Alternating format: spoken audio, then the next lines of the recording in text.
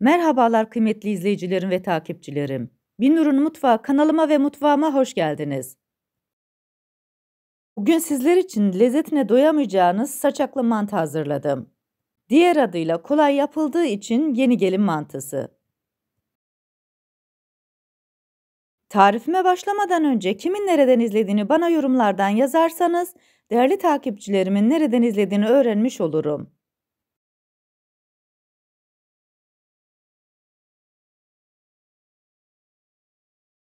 Sizleri daha fazla bekletmeden bu leziz mantının tarifine geçiyorum. Herkese iyi seyirler. Altı üstü sadece bir adet yufka ile yapmış olduğumuz bu mantıyı herkes kolaylıkla yapabilir.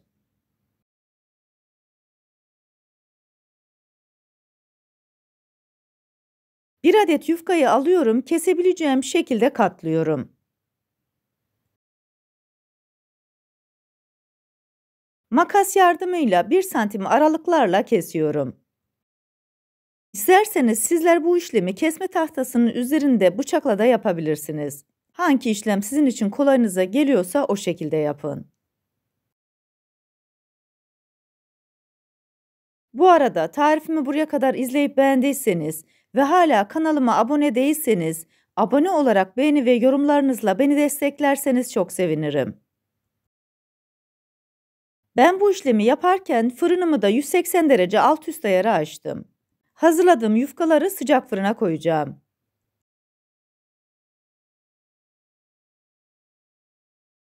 Yufkaları kestikten sonra yapışan kısımlarını birbirinden havalandırarak ayırıyorum.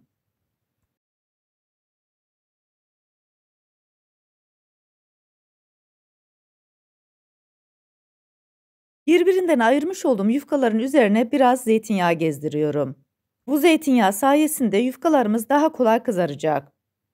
Elimle tekrar havalandırarak her tarafın zeytinyağı olmasına özen gösteriyorum. Yufkaları tek sıra olacak şekilde tepsinin üzerine diziyorum.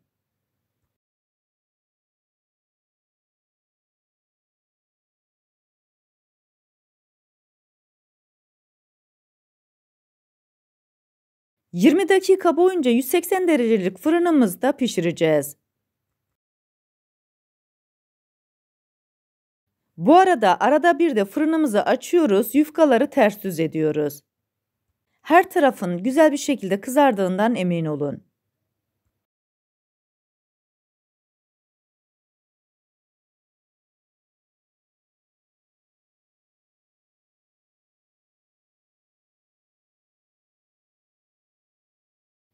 ...20 dakikanın sonunda yufkaları fırından çıkartıyorum. Onlar kenarda soğurken biz de üzerine koyacağımız kıymalı harcımızı hazırlıyoruz. Bunun için çeyrek çay bardağı zeytinyağını tavanın içerisine koyuyorum. İçerisine bir adet küçük küçük doğramış olduğum kuru soğanı ekliyorum.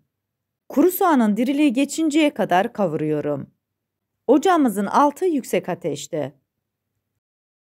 Tarifimde kullanmış olduğum bütün malzemeleri videomun altındaki açıklama kısmında ölçüleriyle birlikte paylaşıyor olacağım. İsterseniz oradan da bakıp faydalanabilirsiniz. Soğanların diriliği geçti. İçerisine 100 gram kıymayı ekliyorum. Karıştırarak kıymayı kavuruyorum. Böylelikle kıymamızda topaklanma olmayacak. Tavaya bırakayım öylece kavrulsun diye beklemeyin. Siz de kıymalarınızı kavururken karıştırın.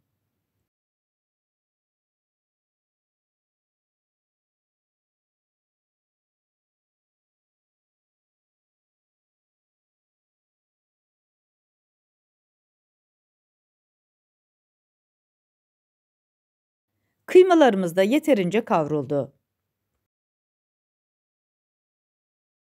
İçerisine 1 çay kaşığı tuz, 1 çay kaşığı pul biber, 1 çay kaşığı kırmızı toz biber, 1 çay kaşığı karabiberi ekliyorum. Baharatlar birbirine geçinceye kadar tekrar kavuruyorum. Ben baharat olarak bunları tercih ettim. Sizler kendi damak zevkinize göre istediğiniz baharatı kullanabilirsiniz. Hazırlamış olduğumuz iç harcını kenara alıyoruz. Üzerine dökmek için tereyağı ve biberli güzel bir sos hazırlıyoruz.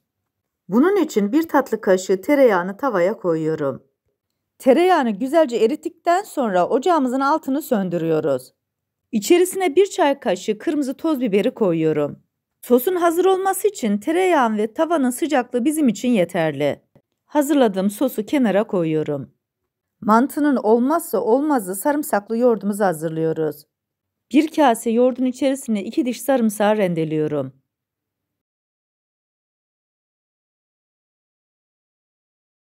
Sarımsaklı yoğurdun içerisine yarım çay kaşığı tuzu ekliyorum. Yoğurt tamamen pürüzsüz kıvam alıncaya kadar çırpıcı yardımıyla karıştırıyorum. Sarımsaklı yoğurdumuzu da kenara alıyoruz. Artık bütün malzemelerimizi birleştirme zamanı. Genişçe bir servis tabağı alıyorum. İçerisine bütün olan yufkaları küçük küçük parçalar halinde olacak şekilde koyuyorum. Zaten gördüğünüz gibi çok çabuk kırılıyorlar. Bu arada tarifimi buraya kadar izleyip beğendiyseniz, sosyal medya hesaplarınızdan arkadaşlarınızla paylaşarak bana destek olursanız çok sevinirim. Ayrıca kanalımda birbirinden güzel diğer tariflerim var. Onlara da göz atmayı sakın unutmayın. Yufkaların hepsini servis tabağına aldıktan sonra kıymalı iç harcımızın sadece yarısını yufkaların üzerine döküyorum.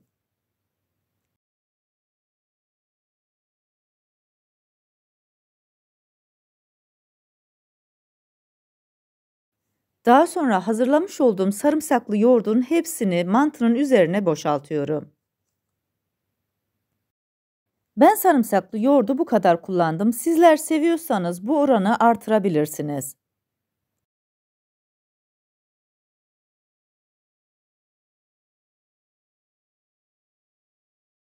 Sarımsaklı yoğurdun hepsini koyduktan sonra kıymamızın kalan kısmını da yoğurdun üzerine boşaltıyoruz.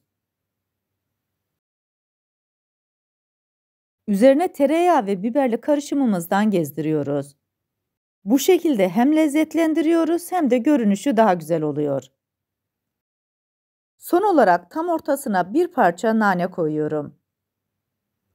Tarifimdeki tüm püf noktaları detaylı bir şekilde sizlere anlatmaya çalıştım.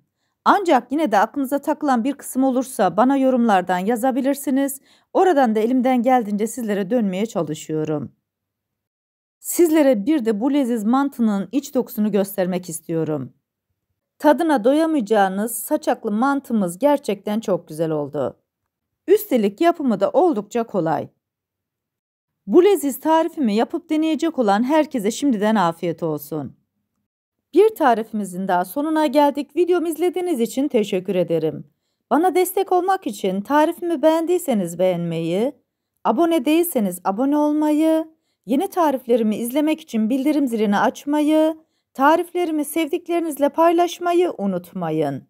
Her şeyin gönlünüzce olması dileğiyle, hoşça kalın, afiyetle kalın, Allah'a emanet olun.